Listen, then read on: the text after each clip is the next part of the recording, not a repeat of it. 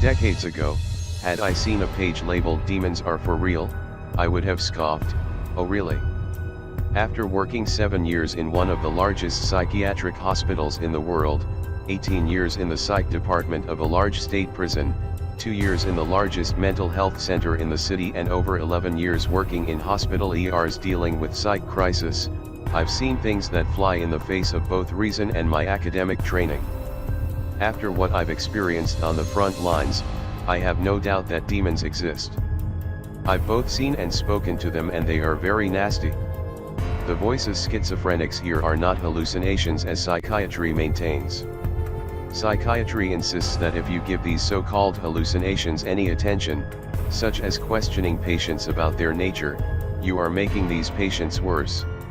Ignoring their demands to not query these patients, I found that the voices schizophrenics hear run well-defined, predictable and destructive patterns very different from common hallucinations.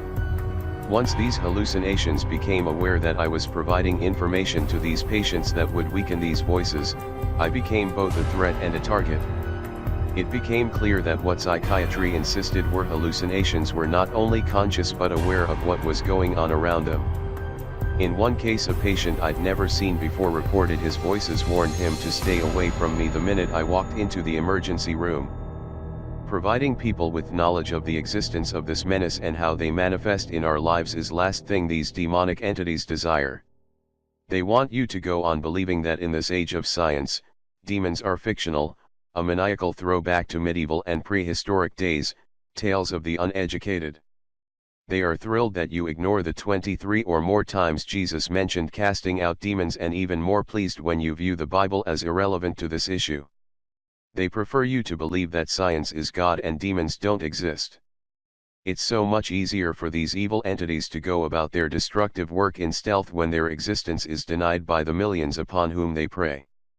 Like a tapeworm whose victim is ignorant of its presence, they don't want you to know they exist. This isn't about religion. This is about understanding that spirits exist and that evil spirits fear love and certain phrases from biblical text. The information that upsets them most and to which they react the strongest is your becoming aware that they feed off of you. They drain and steal your life energy. In order to do this, they must first turn your emotional state negative. It is only negative emotional energy that sustains them. Look at the state of the world today, and their negative influence in the production of negative emotional energy becomes very clear. They want no interference with their food source. They don't want you to have a family or friends, or for you to be educated about how to interfere with their attacks. They want you isolated and alone. They hate when you go to church or read the Bible and will attempt to convince you that these activities are boring and fruitless. They do this in a manner least suspected, by inserting ideas in your head and then attempting to convince you to believe and act on them, often to your own detriment. This is their way. Being aware that demons really do exist is the first step toward countering and eliminating their negative influence on your life. If you look back upon your life, you will see that when you get into a negative funk, your energy disappears. You can't get anything done. No one ever questions where their energy reserve has gone. Many schizophrenic patients reported they can actually feel their energy leave when they are attacked by their demonic voices. Despite the one-to-one correlation between the appearance of the voices and their energy disappearing, they are not permitted awareness of this connection. FAQ: frequently asked questions. Who do they attack and why? They attack anyone and everyone who unwittingly allows it. They've been known to enter into people experimenting with Ouija boards, EVP, and playing around with satanic rituals and books. Victims of severe physical, emotional, or sexual abuse are prime targets. They are already primed to feel bad about themselves. Extreme cases of attacks are labeled paranoid schizophrenia by the psychiatric community, but everyday common people like you and I are subject to attack too. You need to know that being attacked does not mean you are crazy, it does not mean you are mentally ill. There's no malfunction of the brain. Saying otherwise would be like saying that robbery or rape victims are mentally ill. They were attacked, and so were you. Why do they drain people's energy? The negative energy produced by negative emotion is their food source. If they can get you to generate negative feelings, it is that negative emotion upon which they feast. It may sound bizarre, but it is absolutely true. It is the reason vampire movies subconsciously shake us to our core. These entities are energy vampires. How do they do this? They get you to generate negative emotion for their consumption by inserting negative, guilt-ridden, fearful or distressing thoughts into your mind, then urging you to believe and respond to those thoughts as if they are true. They are sly and use trickery and lies to manipulate you into hearing, sensing, or feeling something troublesome or fearful, fear, false evidence appearing real. Evidence of their activity becomes clear to the average person when an unwelcome intrusive thought barges into your mind, a thought so repulsive that on your own, you would never have come up with such ugliness, and you certainly have no intention of acting on it. You intuitively feel that such a thought is wrong, not yours, and does not belong in your mind. So think about this. If it's not your intention to bring up such a thought, entertain or act upon it, then from where did it originate? If it's not you and doesn't belong in your head, then it has come from outside of you. Are people helpless against this? No. You are not helpless against these things, but you do need to get your head out of the sand, realize they exist, and get to know how your enemy operates. There are many things you can do to fight back and eventually reach a point where you can live your life without their interference and attacks. If things are constantly going wrong in your life, there is a high probability you are under attack. The most important thing they absolutely do not want you to know is that they can invade your mind and are energy parasites feeding off your life energy like a tapeworm absorbs food passing through your intestines. These entities need negative emotional energy to survive. They are successful when you assume their thought implants belong to you and are your thoughts. They will tell you they are your thoughts. Once you become aware of this parasitic enemy and the games it plays, you don't have to buy into anything that is not you and not from you or higher spiritual sources. This is not a physical war, it's a spiritual one, and it's as serious as it gets. It may surprise you to know that these parasites have complete access to your memory. In the case of one patient, they brought up guilt-ridden behavior that she had forgotten for years. They can and will find the most negative and guilt-provoking incidents they can find in your mind and bring them to your awareness, then continue to rub your transgressions in your face as long as you don't forgive yourself and continue to generate negative emotion. All negative thoughts they insert into your mind about yourself are custom designed to make you feel guilty, angry, worthlessness, helpless and hopeless. Remember the times you've obsessed over past transgressions and just couldn't get something you'd done wrong out of your mind. If only I had not done that, said that, things would be different. If only I could take that back, life would be better.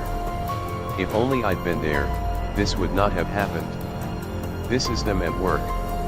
The longer they can keep you beating yourself up, the more negative energy you generate and the larger the feast you provide for these parasites. They then use your own life energy against you, fostering conflict and turmoil and insisting others can't be trusted. Although we are all subject to these negative thought attacks, most of us aren't aware of what they actually are, where they come from, or what is happening to us after seemingly flogging ourselves with our transgressions, then feel drained, our energy depleted when we haven't been doing any physical exercise that would account for the depletion. The masters of negative thought, paranoid schizophrenics, intuitively know what these things are. They consistently report that when the voices attack, they can feel their energy leaving and are left mentally and physically exhausted. After such attacks, some reported not having enough energy to even get out of bed. The energy drain phenomenon among these patients is consistent. Experiments carried out demonstrated that this drain is not due to the high anxiety state generated by the nasty voices. It's due to these energy parasites, evil entities, energy vampires, demons, dark side spirits, feeding from the negative energy they provoke the patient to generate. It's a serious robbery of their life force. For eons these patients have been telling doctors that the voices they hear are very real, that they are demons.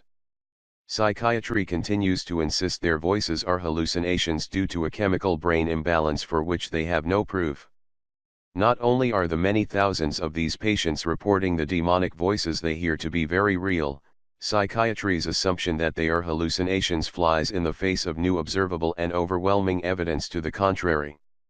The fact that the voices these patients experience do not even remotely act like normal hallucinations is staring the priests of mental health in the face, yet they refuse to see. Blinded by drug company reports and the profits garnered by big pharmacy, the priestly authorities have their ivory tower installed blinders firmly fixed and continue to douse these poor souls with toxic tranquilizers that slowly destroy their nervous systems.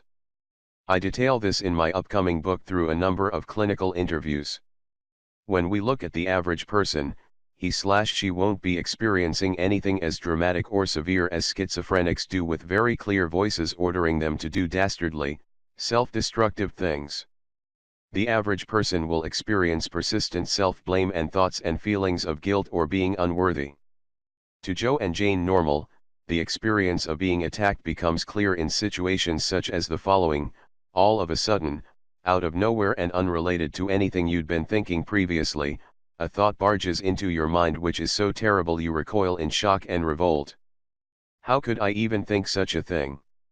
You tell yourself. Every cell in your body rebels against the repulsive thought. Intuitively you feel it is an alien, a foreign intrusion, but your rational mind won't allow you to believe such a thing and you simply shake it off and reject it. When such insurrections barge into and invade our consciousness, you may shudder and wonder, where did that come from? This is a clear example of what it feels like to be attacked and have a thought inserted that does not belong to you, urging you to act on it.